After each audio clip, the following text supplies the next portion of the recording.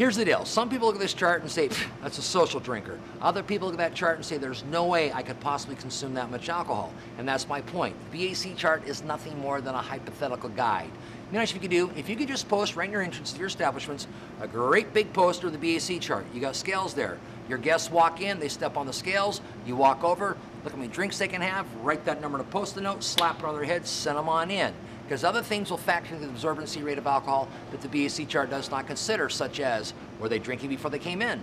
How fast are they drinking? What are they drinking? How has that drink been mixed? Is it a warm or is it a cold beverage? Are they hungry? Are they dieting? What is their emotional state? Your emotions will change the chemistry of your body at any given point in time during the day.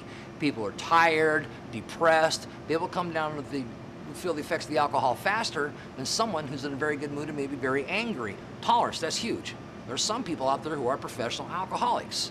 I personally know some people who could literally take a breathalyzer, blow into a breathalyzer, you'd be looking at them going, how are you standing?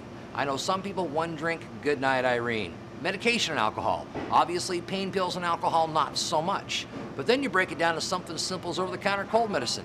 You ever had a bad head cold? And you take that cold medicine and get through the day, and after work you have yourself a drink and you're thinking, wow. Drugs and alcohol. Cocaine and alcohol can increase the heart rate and affects coordination and attitude. Marijuana and alcohol slows reaction time considerably. Caffeine and alcohol creates a false sense of sobriety and insomnia. Amphetamines and alcohol creates forgetfulness, causing the person to take more of the drug, which can cause an overdose. Over-the-counter sleeping pills combined with alcohol can cause death.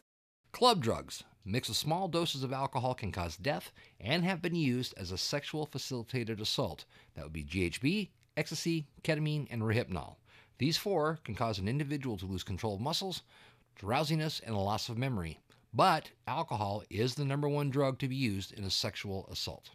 But alcohol is the #1 date rape drug because various studies have determined that over 50% of the men who commit rape are under the influence of alcohol, while over 50% of the women raped were under the influence of alcohol. Rape and other forms of sexual assault are serious felony criminal offenses under Oregon law. Alcohol is the most common drug associated with sexual assault.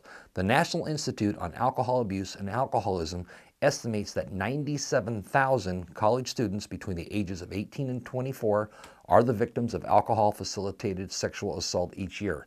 Unfortunately, due to its broad social acceptance, alcohol is not readily identified as a means used to facilitate rape and other forms of sexual assault. Also, you need to be aware of those with disabilities. It can be very embarrassing to both parties. Examples of this could be somebody who had a stroke victim, diabetics, injuries of some kinds, surgery, cerebral palsy, multiple sclerosis. What you as a server want to do, you want to slow up how fast the alcohol can actually absorb into that person's bloodstream. There's 3 ways you can actively participate in this.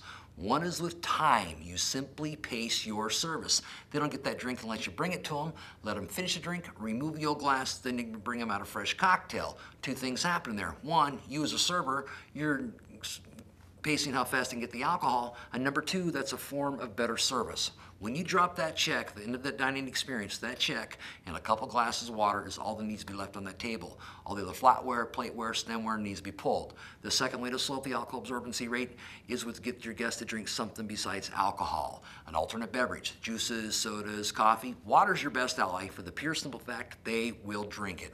Have you ever noticed when somebody begins to get intoxicated, they'll drink faster? Well, it's because they're dehydrated. They want a fluid. Give them water, they will drink that water. Remind them, you'll feel better tomorrow. It's a trick. And the third, and one of the most effective ways to slow up the alcohol absorbency rate is with food. When you get people to eat food when they're consuming alcohol, 3 really good things are going to happen. 1, you as a server, you're going to increase your check average, which is going to increase your what? That's right, your tip. Number 2, it's good for your working out, your selling product. And number 3, it will keep that person sober longer by slowing up the absorbency rate.